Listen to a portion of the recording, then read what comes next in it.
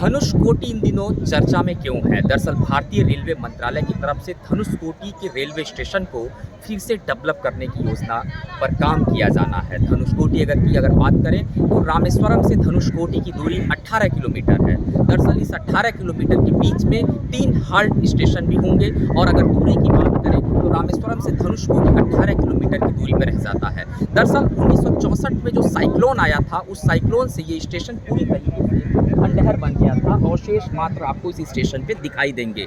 गांव के गांव थे वो तबाह हो गए थे, लोग बेघर हो गए थे। और इस रेलवे स्टेशन की अगर बात करूं तो अवशेष के नाम पर आपको एक रेलवे ट्रैक दिखाना चाहूँगा।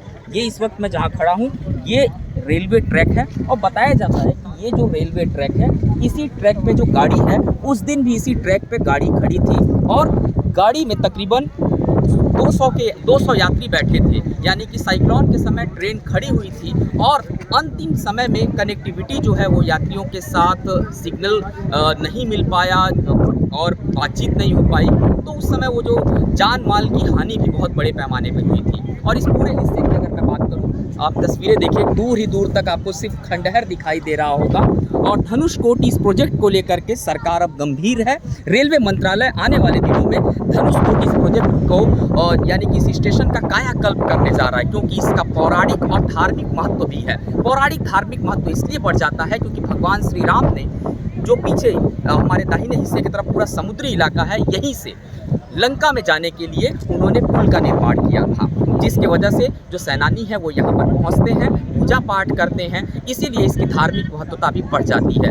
अगर कोई रामेश्वरम आता है तो दर्शन करने के बाद से धनुषकोटी जरूर आता है। नाम ही धनुषकोटी है, इसीलिए इसका नाम भी आध्यात्मिक है, पौराणिक है। रेलवे आने वाले दिनों में 700 करोड़ रुपए की लागत से इस पूरे स्टेशन का कायाकल्प करने वाला है। हालांकि इस प्रोजेक्ट की शुरुआत जल्द ही की जाएगी और इस प्रोजेक्ट की अगर शुरुआत हो जाती है तो जो कनेक्टिविटी है वो बहुत बेहतर कनेक्टिविटी हो जाएगी। रामेश्वरम से धनुषकोटी जो लोग हैं वो बाई ट्रेन पहुँचेंगे, जिसके वजह से गाड़ियों का आवागमन यहाँ पर कम हो जाएगा। अभी ज़्यादातर लोग रेलवे की कनेक्टिविटी ना होने के कारण अपने वाहनों से, टैक्सी से और गाड़ियों से पहुँचते हैं। आने वाले दिनों में जब ये स्टेशन डेवलप हो जाएगा तो तमाम तरीके की सुविधाएं लोगों को मिलेंगी। गौरव मिश्रा, धनुषकोटी से।